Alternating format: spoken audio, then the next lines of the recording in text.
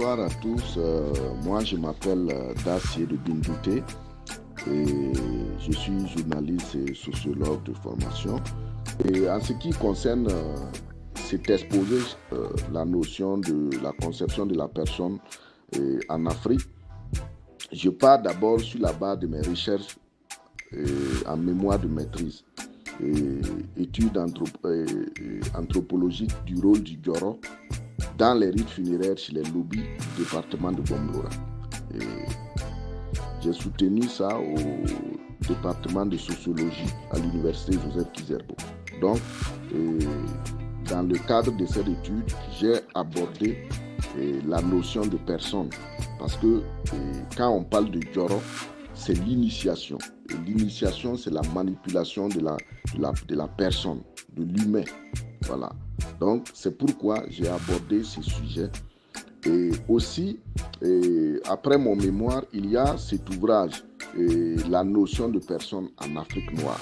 Ça, c'est le résultat d'un colloque organisé par le Centre national de recherche scientifique de France à Paris, et avec les Germaine Dieterlen, voilà, Louis Vincent Thomas, Roger Bastide,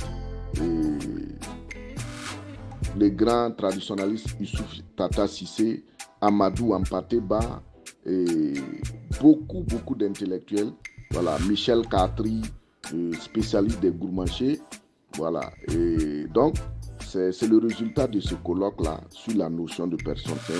C'est un volumineux ouvrage, voilà, qui parle de long en large sur la notion de personne en Afrique. Voilà, donc je me suis appuyé sur cet ouvrage-là aussi. Donc voici en tout cas ce que je peux dire en ce qui concerne les références bibliographiques, voilà, de cet exposé. Je voudrais commencer par mon nom même, voilà, parce que quand on parle de la notion de personne, tout ça, ça fait partie. Voilà, mon nom, Da, c'est le nom de famille. Et je suis originaire du Burkina. Et mon groupe, ma formation sociale, on les appelle les lobbies. Nous sommes au nord Ghana, au sud du Burkina et au nord de Côte d'Ivoire. Voilà, ça c'est la zone de peuplement des lobbies. Et le nom Da, c'est un nom de famille. Vous en avez plusieurs. Et Sié, ça veut dire le premier fils. Voilà. Chez les lobbies, on donne les noms selon l'ordre de naissance chez la femme. Donc, par le fait de la polygamie, un homme peut avoir plusieurs siés, mais une femme ne peut avoir qu'un seul sié. Voilà. Donc, quand on dit sié, ça veut dire le premier fils chez une femme lobby. Le deuxième fils s'appelle Sansan. Le troisième fils s'appelle Olo, ainsi de suite. Maintenant, si c'est chez les filles, la première s'appelle Yeri, la deuxième s'appelle Oo, la troisième Ini, ainsi de suite. Si ce sont des jumeaux, il y a des noms pour les jumeaux. Si ce sont des triplés, il y a des noms pour les triplés. Voilà, donc voici le nom Sié, ce que ça veut dire. Donc quand on dit Sié en pays lobby, on sait qu'il est l'aîné de sa mère chez les garçons. Voilà, le nom Bindouté, c'est le nom de mon papa. Ça, c'est un nom initiatique. Bon, nous, on est allé à l'école avec les noms d'enfants et comme on avait plusieurs siés, on a décidé aussi d'ajouter les siés, mais moi, j'ai gardé pour moi officiellement. Voilà. Donc, Bindouté, ça veut dire, bin, ça veut dire le ventre, do, ça veut dire maître. Voilà, le T là, c'est le suffixe qui indique que le nom là, il est initiatique. Voilà, mais c'est un nom du point de vue unité culturelle de l'Afrique. Vous trouvez ça partout en Afrique de l'Ouest, le T là, le suffixe T là. Vous trouvez ça chez les Konaté. Vous trouvez ça chez les, c'est ça qui est devenu Condé. Vous trouvez ça chez les Kouyaté. Vous trouvez ça chez les Djabagaté. Même jusqu'au Tchad, vous trouvez des noms qui se terminent par T. Voilà, c'est ce volet-là. Donc, ça veut dire les gens t'environ. Et pour ce que tu vas faire, parce que tu vas toujours bien faire. Voilà, donc, voici, ceci dit, c'est quoi mon nom. Et je n'ai pas pris un nom dit chrétien ou musulman. Voilà, donc c'est un nom typiquement lobby. Et c'est comme ça que j'ai gardé ce nom. Et ceci dit, je voudrais avant tout propos dire que et citer un auteur africain du nom de Laleye qui disait que en Afrique noire, le capital le plus précieux, c'est l'homme. L'homme apparaît comme le capital le plus précieux. Il apparaît comme la valeur fondamentale, comme la valeur première, celle autour de laquelle s'érigent toutes les valeurs, celle autour de laquelle gravitent tous les problèmes. Donc, voici déjà les fondamentaux de l'homme en Afrique. Mais pour parler de l'homme, il va falloir remonter plus tôt, plus loin, chez nous les Africains, parce que selon la cosmogonie judéo-christiano-musulmane, on dit l'homme est venu d'Adam et Ève, mais chez nous les Africains, on n'a pas cette cosmogonie. Et vous pouvez remonter plus loin avec dans les cosmogonies égyptiennes. Et il y a 4 cosmogonies. Il y a la cosmogonie héliopolitaine, il y a la cosmogonie hermopolitaine, il y a la cosmogonie memphite, venant de la ville de Memphis, et il y a la cosmogonie thébaine, venant de Thèbes. Et ils expliquent la création divine. Mais le premier humain va naître avec le mariage sacré. Ce que je viens de dire, et si vous voulez comprendre les origines de l'humanité, comment, ce qu'on appelle le drame sacré, ce que je veux dire là, vous pouvez lire Plutarque.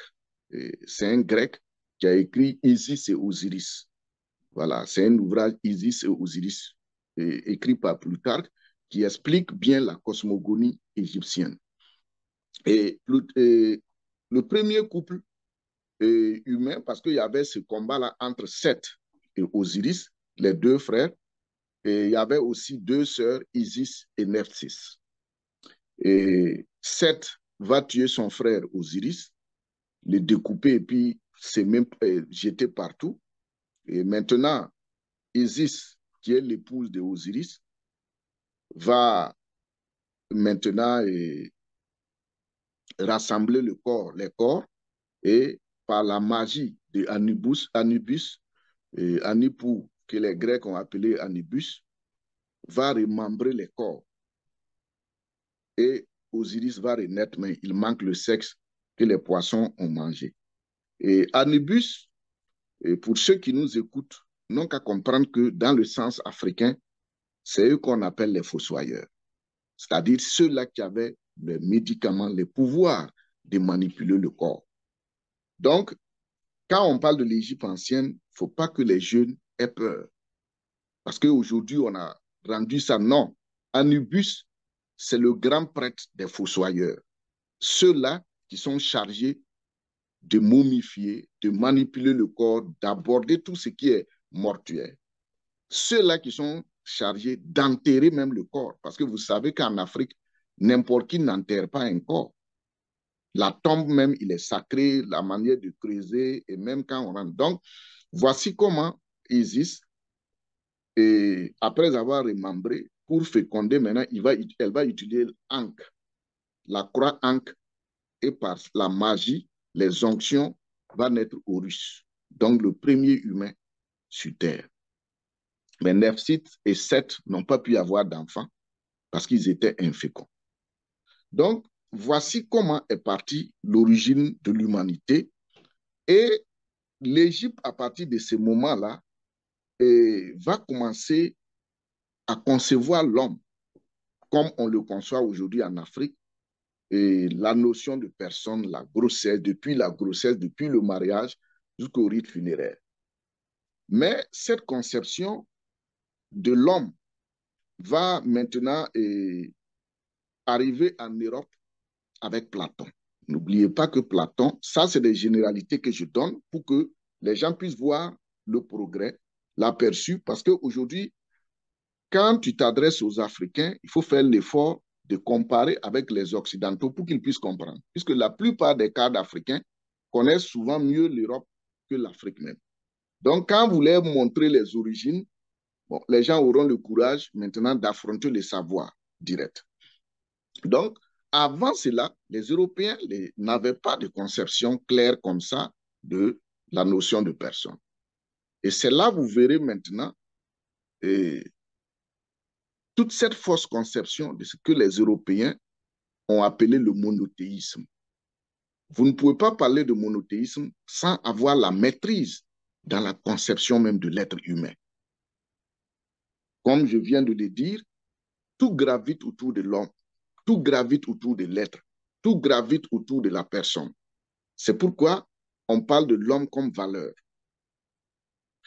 Et cette conception, vous voyez comment Horus est né, c'est-à-dire cette naissance de l'homme, ça veut dire que l'homme est Dieu en miniature. Et si l'homme est Dieu, vous comprendrez qu'on ne peut pas mettre Dieu en prison. On ne peut pas condamner Dieu au bûcher. On ne peut pas mettre Dieu au cachot. Ce qui explique cet humanisme ou cette profondeur de la culture africaine qui, depuis l'Égypte ancienne jusqu'à nos jours, n'a pas connu la prison comme chez les Occidentaux. Maintenant, cette conception de la personne, Platon étant par ailleurs un élève de l'Égypte ancienne, va essayer de conceptualiser aussi la personne, mais Platon ne se limite et la philosophie occidentale va prendre ça du point de vue ce qu'on appelle le dualisme.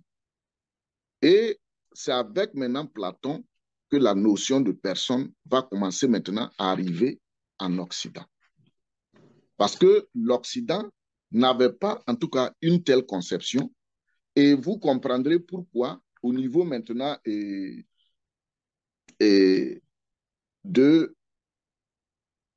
du christianisme, avec Plotin qui va travailler sur Platon, et les gens maintenant vont essayer de christianiser la pensée de Platon et la pensée d'Aristote, et même avec Saint Augustin et Saint Thomas d'Aquin. Mais ceci dit, quand vous regardez la conception africaine qui va se retrouver dans la conception européenne, la notion de personne va évoluer et du point de vue scientifique, c'est avec Lucien Lévy-Bruhl et puis Marcel Mauss que du point de vue anthropologique, les Occidentaux vont commencer maintenant à aborder ce qu'on appelle la notion de personne. Mais il faut avoir le courage de le dire avec Emmanuel Mounier que, excusez-moi, je vais citer Emmanuel Mounier dit que à ne considérer que l'Europe, le sens de la personne reste embryonnaire dans l'Antiquité jusqu'aux abords de l'ère chrétienne. C'est Emmanuel Mounier qui l'a dit. Et cependant, en Afrique noire, depuis l'Antiquité, la notion de personne a toujours précédé toute chose. Et c'est ce que vous voyez, c'est pourquoi vous allez voir en Égypte, l'art funéraire va évoluer, les mastabas, les hypogées, les pyramides, les tombes. Et quand vous prenez les pyramides, il y a différentes évolutions. Les pyramides à degrés, les pyramides rhomboïdales, et on arrive maintenant avec Imirnou pour connaître la pyramide telle qu'on la connaît aujourd'hui. Et avec les pyramides, on se retrouve maintenant avec les tests des pyramides, les tests des sarcophages. Donc, si avec l'ère chrétienne, l'Europe a commencé à concevoir l'homme, depuis l'Égypte ancienne, les gens ont conçu déjà l'homme, il y avait la momification, toutes ces rites, toutes ces pratiques funéraires. Et je dis cela pour que vous compreniez par la suite que le même schéma, la même vision se retrouve en Afrique ancienne. Donc, voici de façon générale comment on peut présenter la chose. Parce que c'est avec Lucien Lévy-Bruhl et Marcel Mauss que les Occidentaux vont commencer à s'intéresser à la notion de personne, parce que même du point de vue latin, persona, ça n'apporte pas grand-chose. On parle de masque, c'est comme un masque. Et du point de vue philosophique, même dans le christianisme, on va tenter de récupérer les écrits de Platon et d'Aristote pour christianiser. Et dans cette conception égyptienne de la personne, vous verrez que la personne, il y a depuis la procréation, vous allez voir que les visions et les conceptions seront différentes. Et quand vous prenez depuis l'Égypte ancienne, vous comprenez les coiffures, vous comprenez l'habillement, vous comprenez tout ce qu'il y a comme rite, la circoncision. Vous voyez les rasages des cheveux. Tout ça, c'est cette conception de la personne.